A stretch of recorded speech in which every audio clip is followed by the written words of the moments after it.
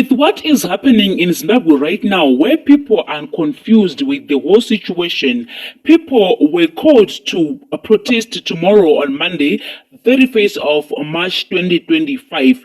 But we don't know if people are really going to march or not, because some people have just been out with statements saying people should not go out and march and stuff like that.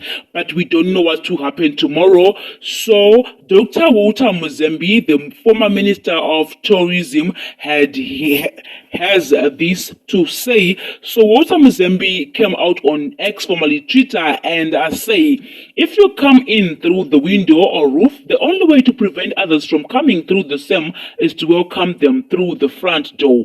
Zimbabwe was ripe for dialogue way back in 2017, but there was a missed opportunity during the honeymoon period predicted by conquest politics. However, it's never too late to engage. The country is already in an undeclared state of emergency. It cannot go on ad infinitum. Ultimately, our people need to find each other. That should be a primary goal.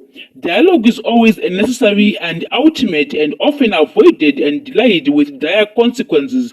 It should be preemptive rather than reactive. Why talk after carnage has been my message over and over again, resulting next door in the historic handshake between President Chapo and Venancio Motlane that at Africa EFCD initiated and brokered. We are being tested at home, and the same question arises: why talk after sowing seeds of division and trust with such attendant collateral damage to lives and the economy? Talking is not a weakness but a major strength. Everyone in the world is talking, some after major conflicts and carnage. They wish they had done it earlier.